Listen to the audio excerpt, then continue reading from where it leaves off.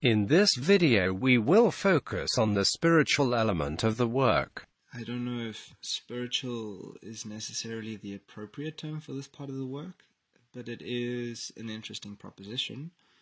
The part of the work that is focused on this element of being, categorized as spirit, is the video.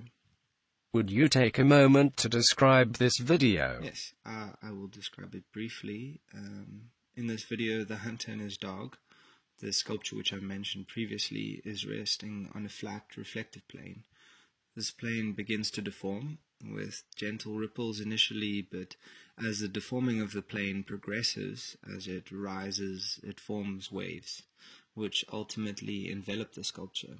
This alludes to a baptism. I don't know if you recall, but this representation of a sculpture stands proxy for my identity in the instance of this work. I do indeed remember. Tell me, how did you make this video and why did you choose to realize it the way that you did? I used 3D software to create the video. It is important to the spiritualness of the work because it doesn't happen, at least not in a material sense. It's a simulated happening which is mediated using, well, a computer. The baptism is not happening to the sculpture, just an iteration of it. There's no physical occurrence, but it will have a material effect when performed as a video, and it does require a material anchor in order to exist. I feel the digital echoes the strange relationship between the spiritual and the material, but also stresses the tenuous and, in my opinion, unfounded division between the two. Now, this idea of baptism, I feel, moves again into the terrain of Judeo-Christian theology. Would you explain the significance of the act of baptism? So if you listen to the story I made, which you can find on this channel, you'll hear some scripture. Most of it is found in Romans, which speaks of baptism as death. I've intentionally omitted the reference to Christ because I'm concerned with the ritual in a broad sense rather than Christian salvation. It speaks of death atoning for sin. I feel like that's a very Christian term. Maybe it's better to say as retribution for wrongdoing. Yet it is only a simulation of punishment. While punishment is generally violent and distressing, the act of immersion is unintuitively quiet. Baptism is not a drowning, it's a burial in water.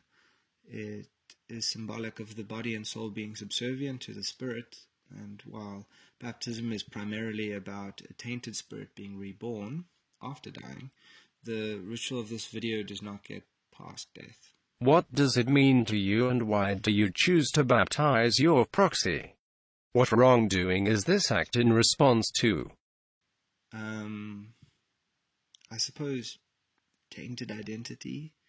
I mentioned in the introduction already, and I feel uncomfortable imposing meaning on the work, or at least I'm apprehensive of being didactic. Being a white, male, heterosexual Christian all benefited me and resulted in my person having an oppressive presence in the world. I take up more space than most, you could say. The baptism is in response to the violence that my privilege exudes. It's also a washing. It may be freeing me from the heteronormative expectations of my context or perform masculinity. I don't know, it feels like an empty sentiment, really. It is all bullshit, really.